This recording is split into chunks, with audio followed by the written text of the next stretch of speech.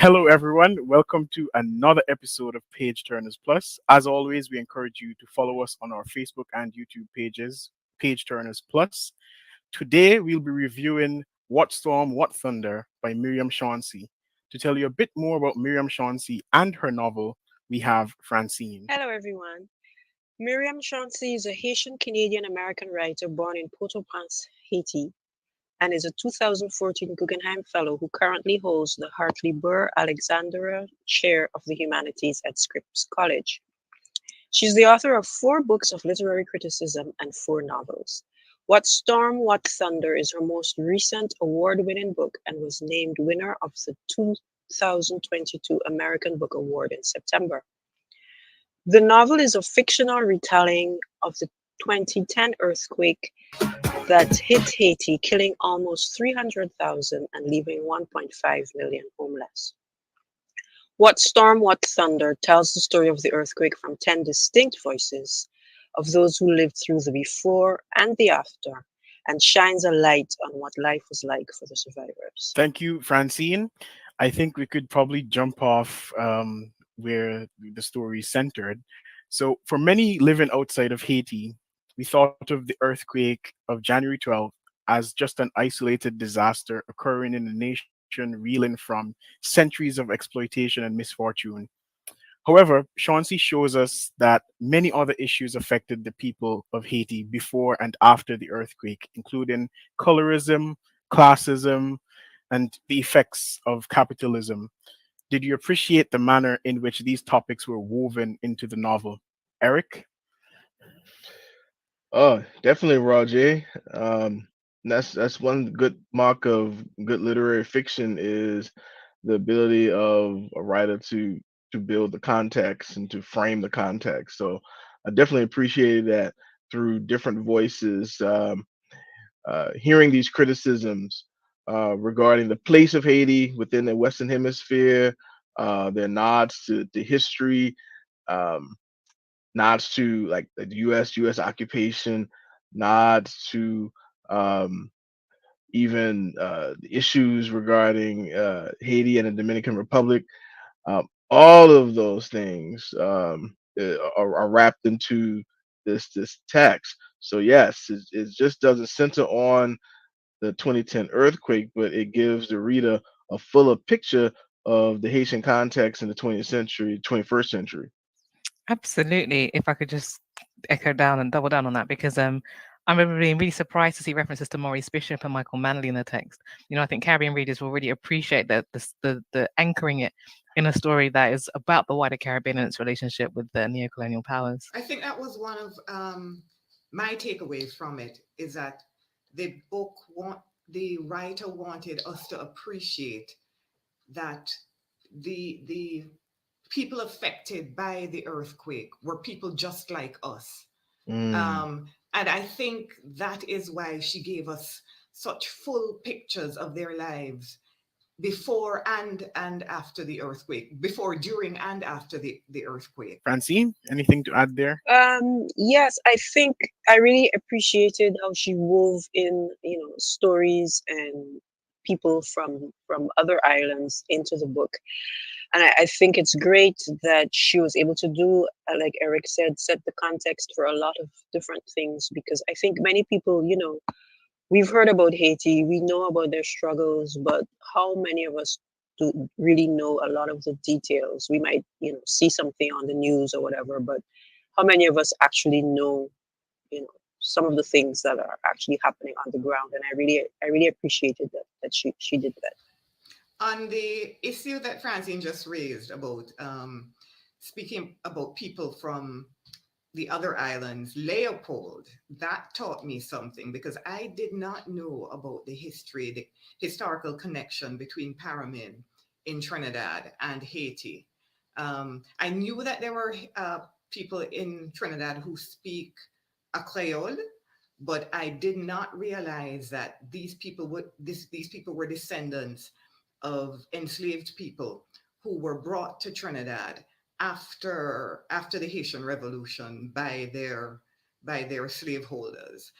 There were actually in Jamaica there was a similar movement of slaveholders who brought their enslaved their enslaved workforce to Jamaica after the revolution. And I Mm, believe, I suspect that on my mother's side, I am descended from people from that history because my of what my maternal grandmother looks like. She's very, very black, and she has a French name.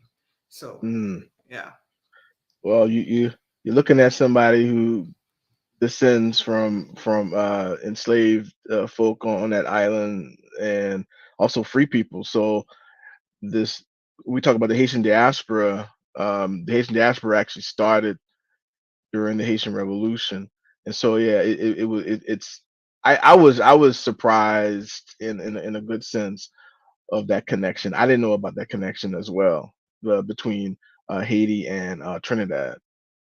Yeah, I knew that Paramin was a Creole-speaking kind of part of Trinidad. I didn't know the Haitian direct link. Um, yeah, that's really interesting, and I think that's a real richness of the novel that she does bring out all of these different stories, um, or parts of history, and weave them together to make one complete story that kind of, and then points to the earthquake as a space where all of those things erupt at the same time as the country trembles.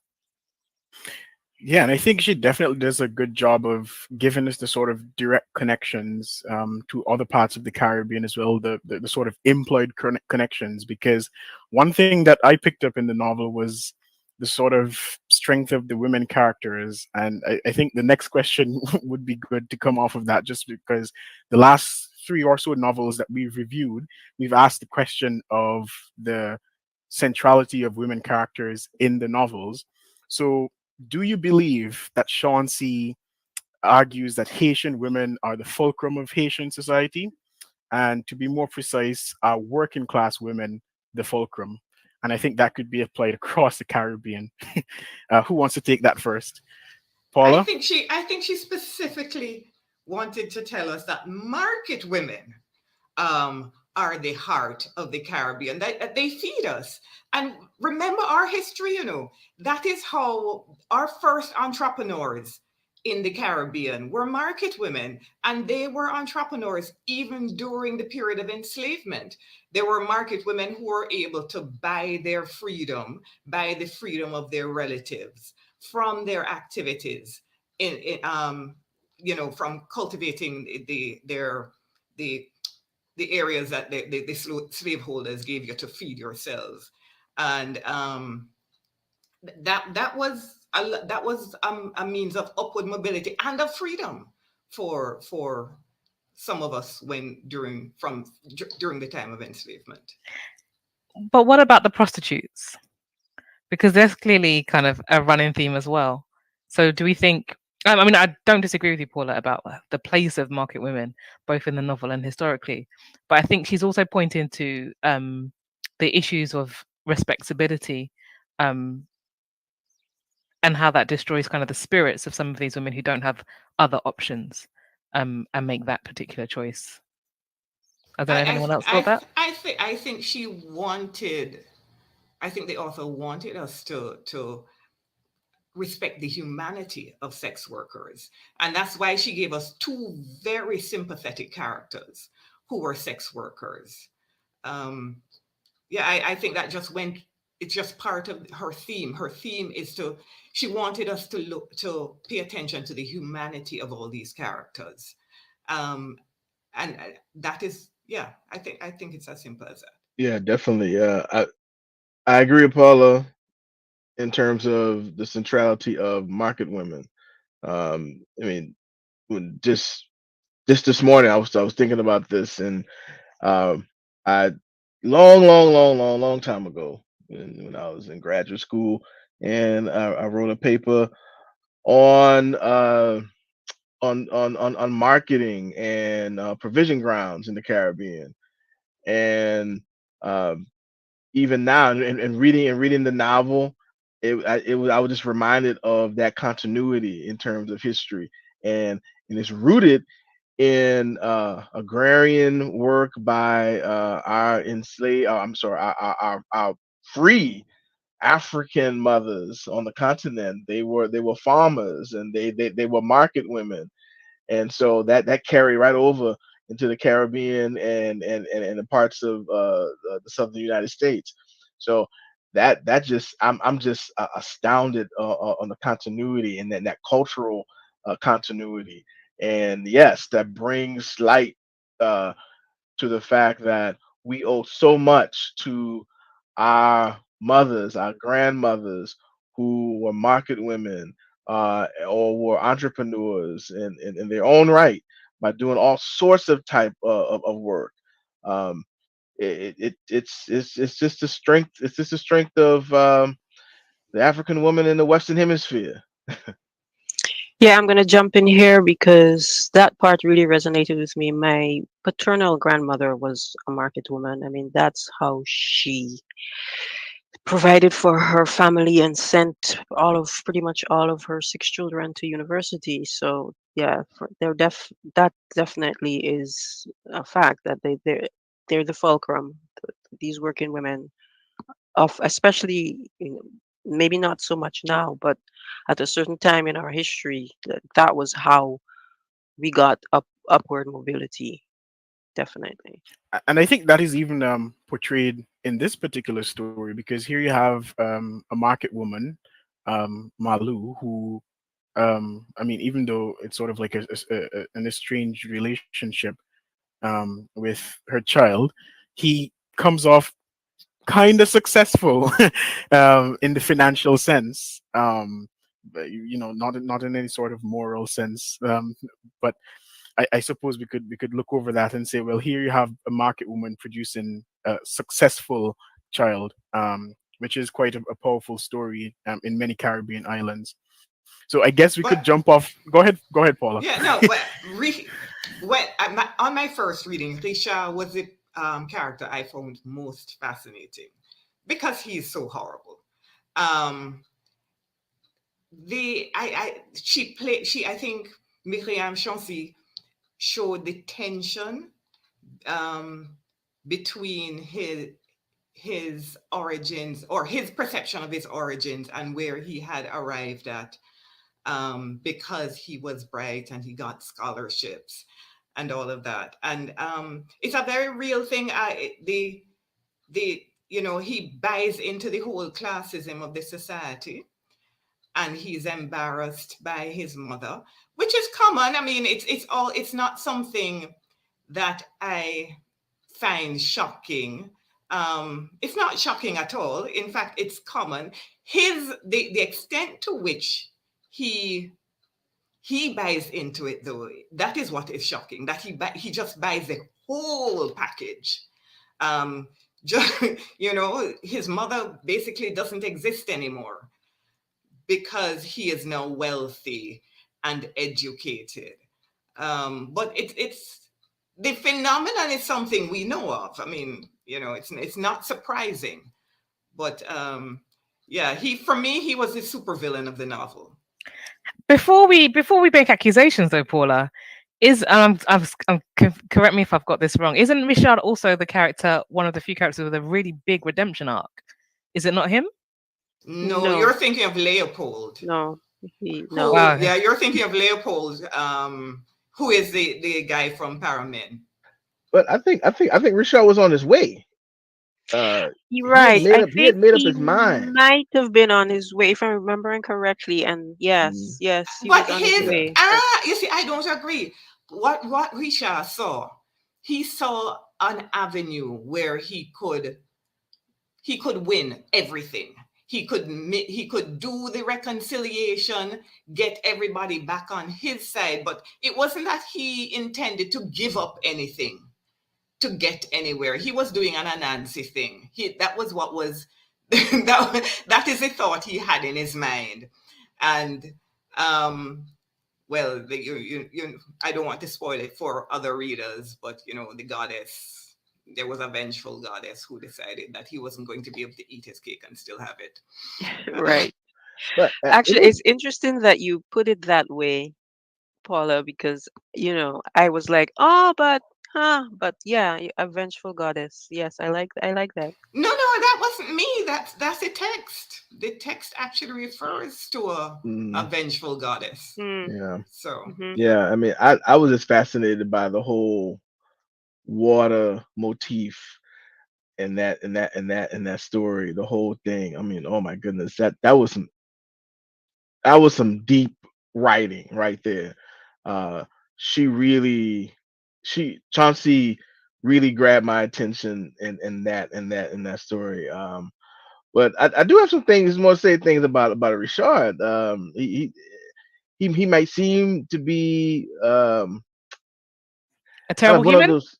Well, yeah, one of those classic stories of dude forgot where he come from and everything like that. But I think that going off of Paula's point, all right. Let me raise a question. Let me raise a question. Am I allowed to raise a question there, Roger? Thank you there. Um, do y'all think that Richard was purchasing or had purchased whiteness?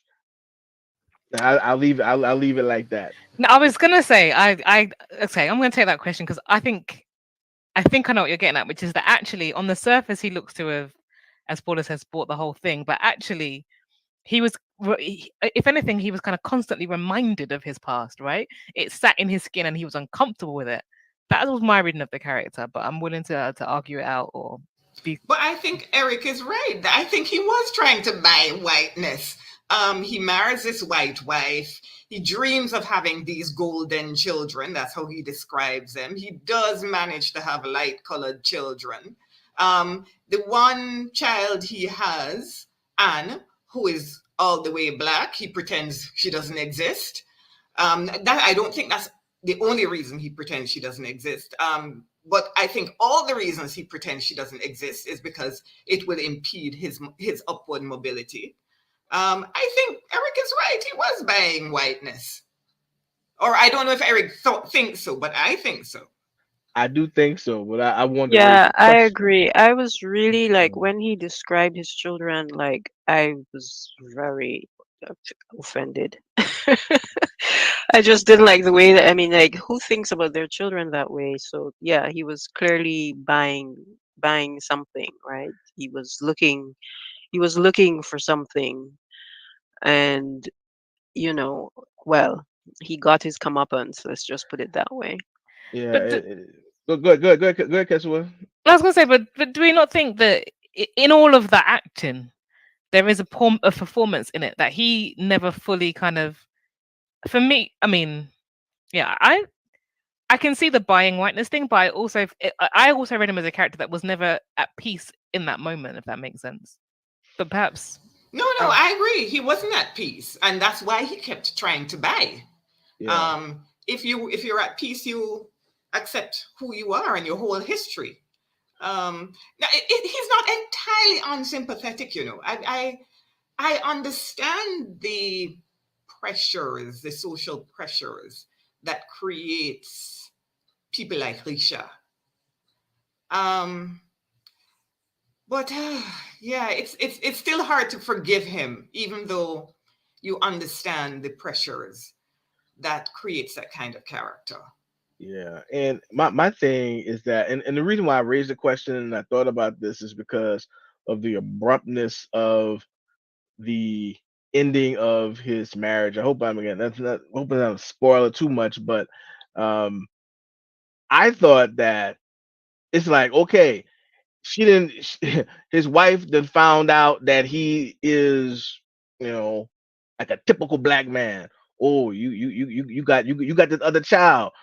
I don't care how old the child is. I don't care that the relationship was long gone. He really never had a relationship. Oh, you got another child. That's it. Your behind is out of here. I was But like, that's not why woo. she left him though.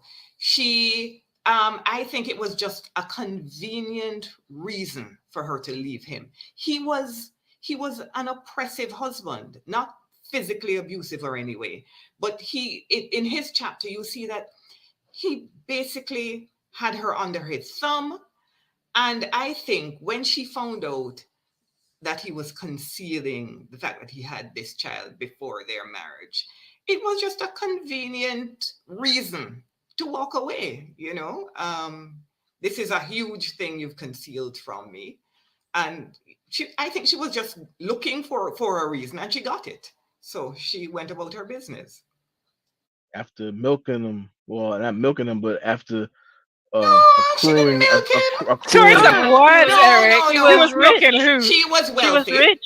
Yeah, she was So wealthy. Yeah. All she yeah, got from him, was his exoticness. right. Because His blackness was exotic, she and wanted And she to was upset her family, basically. exactly. Right. That And that's was that's that was that that's was a what sense of she milking. did. That's a cultural milking, not The necessarily the novelty also financial wears off, milking. doesn't it? yeah. But guess what? Guess what, Eric? Both of them got what they wanted. They were True, both, they were, it was mutual. It was a mutually beneficial arrangement. without a doubt, without a Right. doubt. So, I And ain't that's what's sorry for troubling about he. that. I don't feel he exploited. He get what he was going to buy, and Yeah. she get what she was going to buy. Two of them good for each Ah, other. no, exactly. I think that's why that his particular story is so troubling, because it's so real. This ain't that don't read. It didn't read like fiction. It read like something that's a court case, that is being broadcasted internationally. So, and I think it's also upsetting, at least in my point of view, in that how, oh, again, I think how black bodies can be commodified on both ends, not just his wife commodifying him, but also he literally commodified black bodies throughout the world, but especially in his home country, by what he did. It's his own line of business. All right, I think this would be a good time for us to have our usual reading, and we'll have the reading done by Myriam Chancy. Hi, everyone. My name is Myriam Chancy. I'm the author of What Storm, What Thunder, which is a novel about the 2010 earthquake in Haiti, which killed a little bit upwards of 500,000 people and left 1.7 million people home and food insecure. And what I try to do in this novel is to tell the story of the earthquake through 10 voices of different backgrounds, different ages, to give you a sense, to give the reader a sense of what it was like to go through the earthquake or to witness it from afar.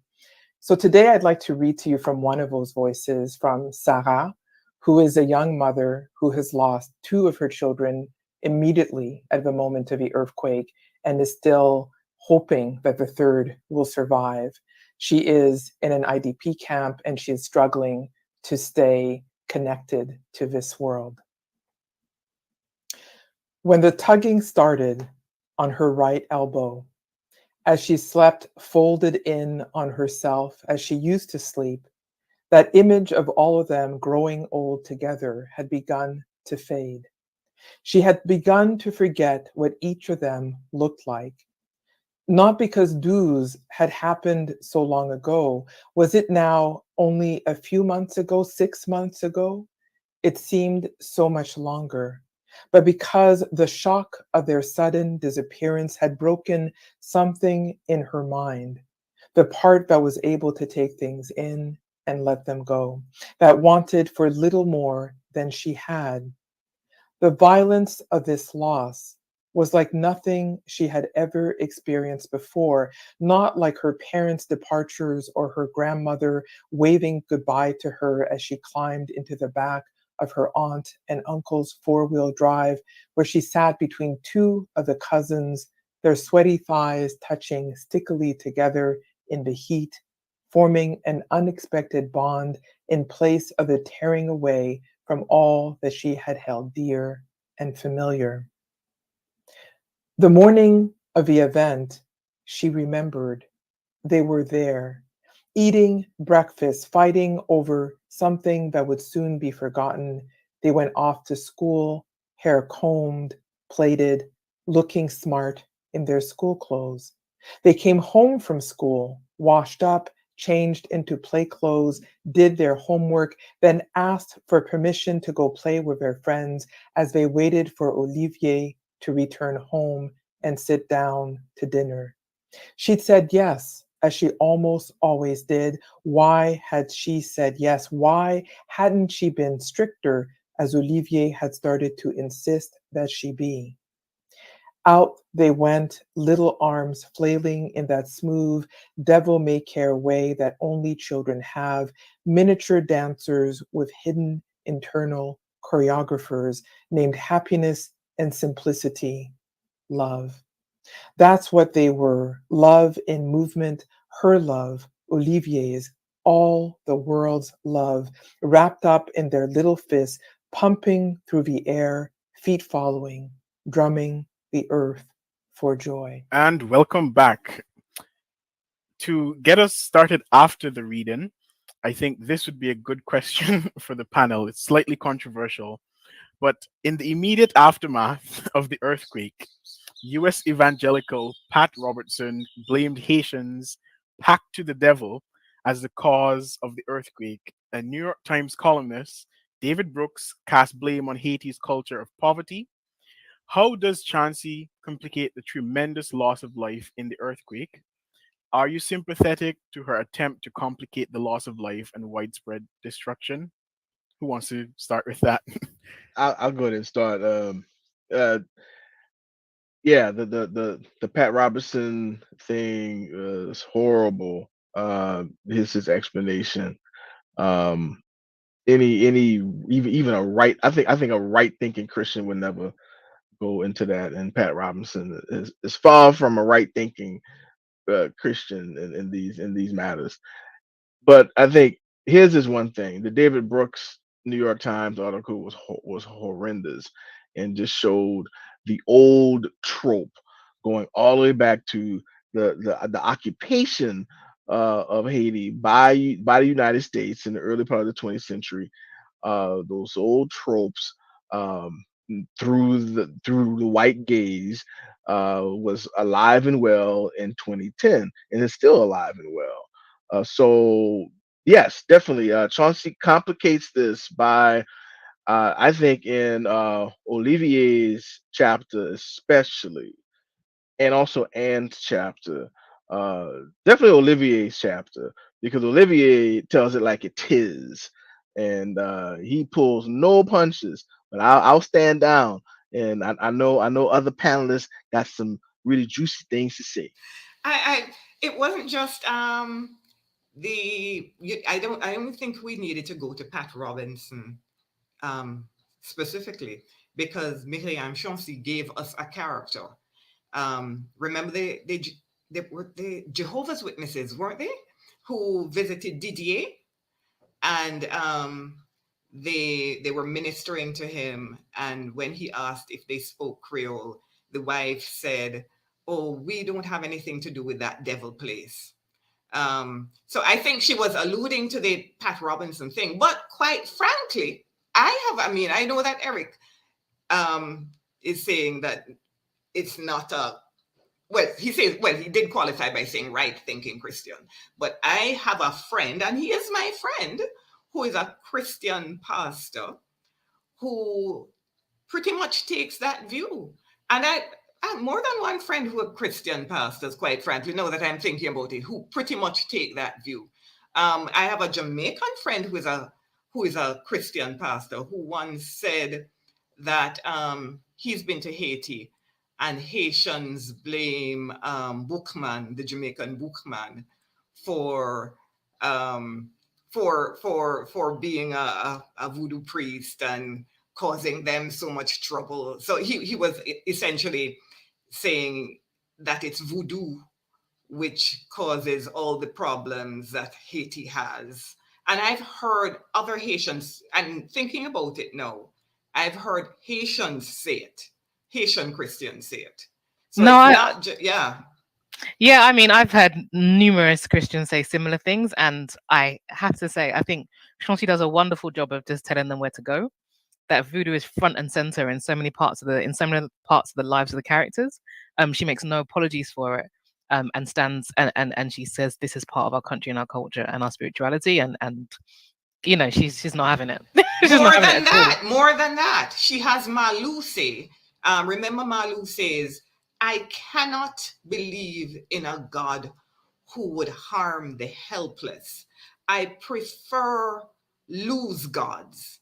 Malu says that very, very, very specifically, very clearly. So yeah, Myriam Chancy is telling them where to go. No, I really appreciated that. As somebody who studies Creole religions in part, not in depth, but just the beauty of voodoo.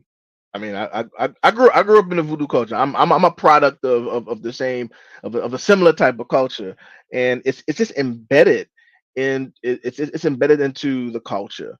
Um, to think of it as something that's devilish and something that is inimical is just plain ignorant, and it does an injustice to people. And I think that's also a part of the larger thrust of the book is that Shanxi wants us to. I think Paula mentioned this before. She wants us to look at Haiti and Haitians in a complex way. Um, the stuff by Pat Robinson and even David Brooks is so uncomplicated. It's simplistic, and it does harm. It it it, it it's it's it's the danger of the single story. To quote a DT. I was So just about to jump in with that.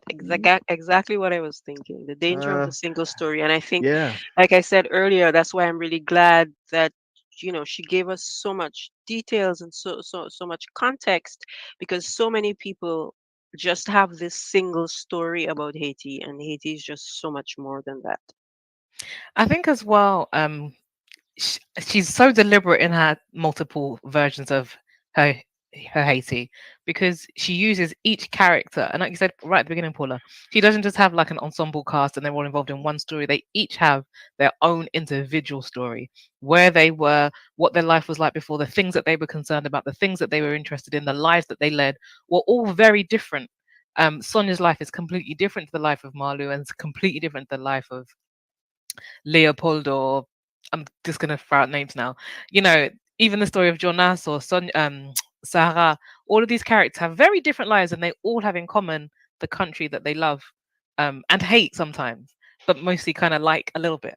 The stories of the aunt with the TV and the way that the community came together to watch it together, but what that meant when the eighth earthquake hit. Like the people that she populates the story with are complex and interesting, but they're immensely lovable. Your heart goes out to them when this earthquake hits because you've come to care about them in their different worlds. And I really liked that she didn't just do it it wasn't a surface level diversity. It was a very much a deep dive into the lives of a country that has 10 million people in it. Can you imagine there are 10 million people, but they couldn't have 10 different stories? Of course they can, you know? And yet they're all intertwined by the earthquake, but also because their connections to each other. And I think that's the stroke of brilliance as well. They're not just 10 random people who bump into each other on how they all experience this one event. They're actually connected to each other already.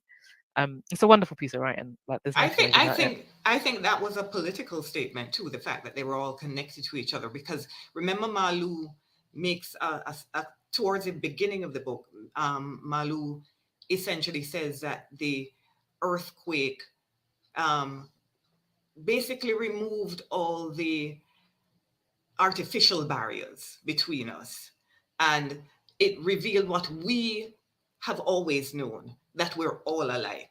And I think that's a political statement that Myriam Chancy was making, that we're all human beings. Um, Mm. you know, Vive la humanité. I mean, yeah, that's so true.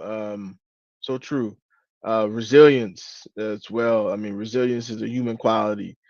Some when in times of crisis, people will talk about, oh, like New York City is so resilient, Chicago so resilient, or Paris is so resilient. Well, no, it's a human thing. Bamako is just as resilient as people in Belgium. So it's a human quality. This is what shines in the text. I mean, the resilience, the resolve. I mean, what would happen in real time in Haiti? Men and women with their bare hands getting through the rubble, trying to save people. I mean, that really happened. That's resilience. That's humanity when it's responding to crisis. So again, going back to the initial question, and trying to undo and complicate this single story. I mean, it's right there. I mean, Haitians were doing what any other people would do in that situation. They rose to the moment, trying to save lives, uh, trying to eke out an existence, um, but also dealing with it in different ways that are heartbreaking as well. I mean, this will break the best of us. So, And I think she also points out when we get to the camps, and there are high levels of crime in the camps. She's pointing out too that that is also very human. You put these are desperate people. They're in a desperate situation.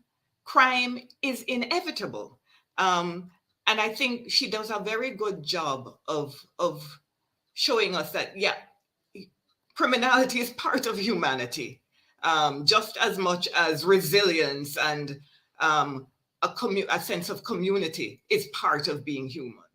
Is there something And in Oh, sorry. oh Go ahead, no, Roy. I was just basically saying that she also shows us that you don't necessarily have to be in Haiti to feel the pain of Haiti and Haitians, because here you have Didier who is in the US and he's really traumatized by the whole experience. So we could also discuss, that the fact that Didier is the only character whose story didn't take place in Haiti. Yeah, I mean, as a diaspora kid, I really related to that story of kind of being away at a time of crisis. The panic when you can't reach your loved ones, when you know something terrible's happened, but you don't know had the people you love survived it. I thought that was really, really well done, and it's such an interesting choice as well, right? Of the stories you choose to choose someone that begins life in Haiti, right? He's Haitian, he's migrated, but he's also not the success that Richard is. He's kind of the counterpoint. He's eking out a living, struggling day in, day out. He's losing his humanity, where Richard is trying to purchase his status, although, is arguably losing his soul as well. But in quite a different way. It's a very grimy existence. But he still loves Haiti, he's still Haitian, and pride alone is stopping him from going back. Um, mm, I don't think it's just pride. He is able to contribute to his family by staying in the United States and working. It's he's not making a lot of money, but he's making enough to contribute some remittances. So, but isn't he deeply unhappy though? he is, but then, You're but like, right. meh. but yeah, he Yeah, is, but but I didn't get the impression that he wanted to go back. I really felt like he was committed to, making it work in the US so that he could actually help his family. Yeah, I didn't get any sense of him. I mean, not that he didn't wish he could go back. We all wish we can go back, right? Just like you, Caswell. Like when crazy things happen.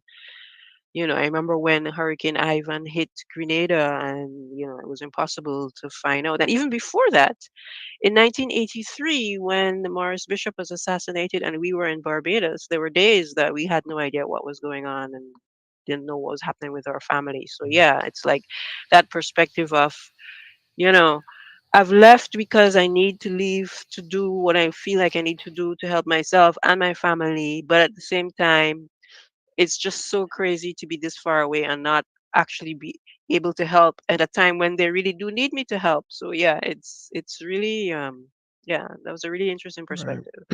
well, Yeah.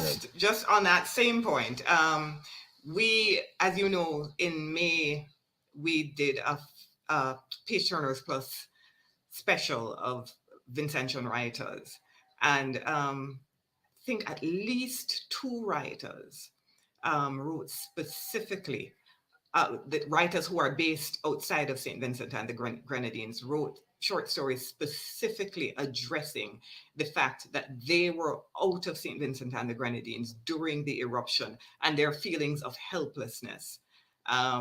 So yeah, it's a thing. If you're Yeah. Yeah. Didier's chapter made me probably the saddest because it reminded me of when Hurricane Katrina hit New Orleans, and I was up here.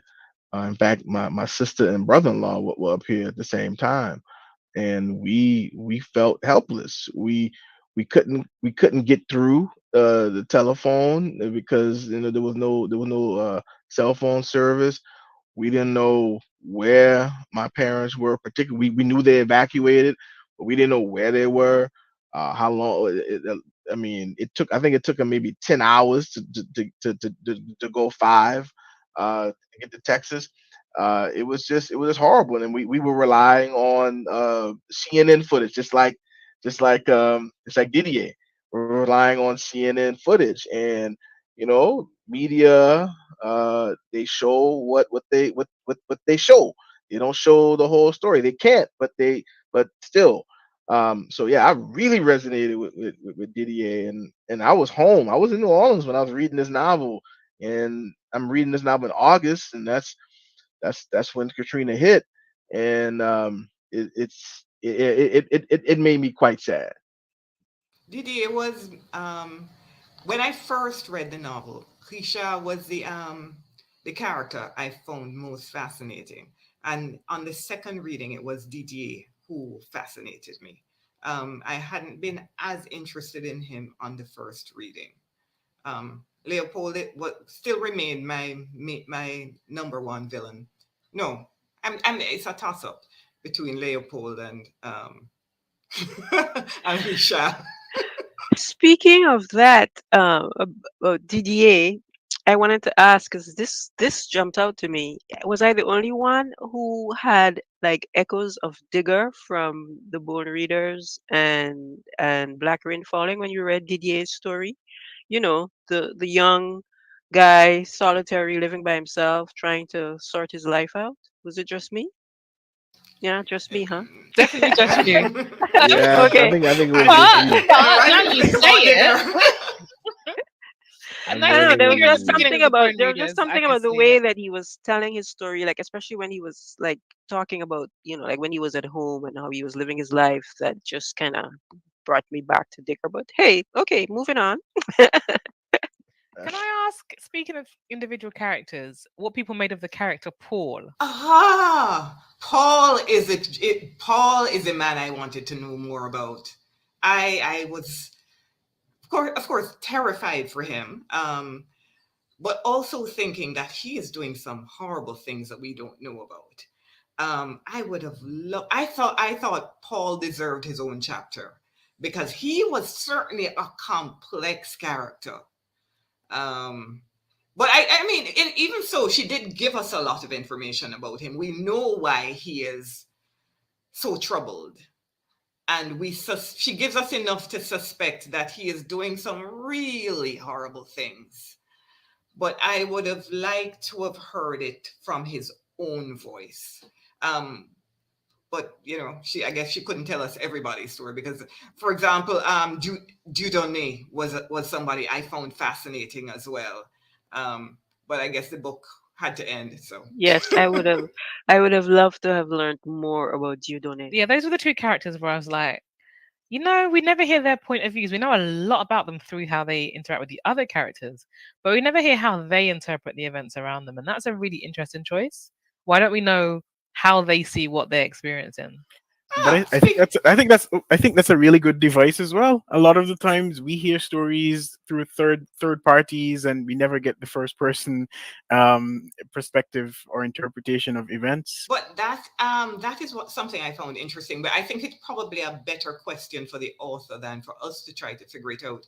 But we have 10 characters, 8 characters in first person, two are third person. Leopold and Sarah. Sarah, I understand because you know, she develops this mental illness after all the tragedy. So I understand why you would tell that in that story in the third person. I was trying to understand why Leopold's story is also in the third person, but perhaps the author. Does anybody have any guesses? But I'm thinking perhaps the author is the best person to tell us that. Leopold is the Trinidadian character. He is. So is it something about? I mean, I'm guessing here because I like to make a random theory. But is it that he's not a Haitian, so he's not an I because they're all I, but they're also we Haiti? Is there something in that in there? Do you think? Hmm. It's possible. It's Yeah, that possible. could be. I think that's a valid point because he goes back and forth. He's not of the soil, so to speak. And so yeah, But he's he's Haitian that there. descend. He's a Haitian descendant. So am So I. But I true. I guess so am I too. Well, perhaps yeah. I'm not even sure if I am, but I may hmm be. So I mean, I wouldn't feel comfortable having that type of. I wouldn't be comfortable lending that type of voice. I think so. Yeah, I mean, I think Keswa, you're onto something. But yeah, as Paula said, a question like that is better left to the author herself. Yeah. And I think this might be a good way for us to end on some consensus by asking each of us to give a rating of this novel.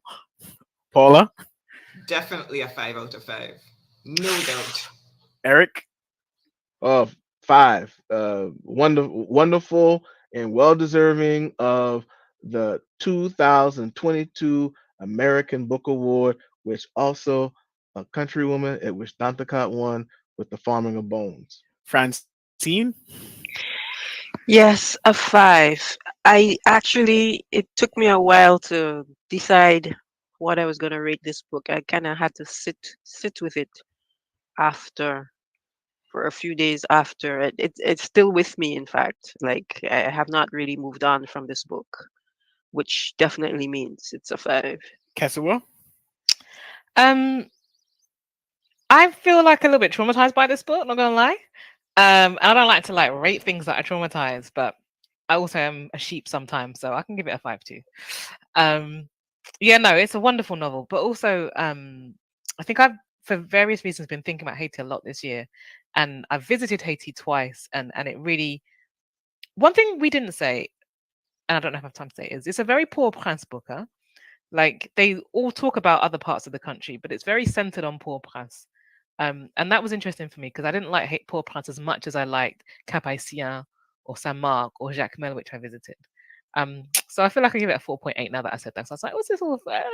But no, I'm joking. 5, thank you. I was worried there because I also give it a 5. So thank you all for watching another episode of Page Turners Plus. It has been our pleasure to discuss this book. It's a lovely novel. And the next time you see us, we'll have Myriam Chancy, where we'll be interviewing her on her process of writing this novel. Thank you all and do have a lovely day.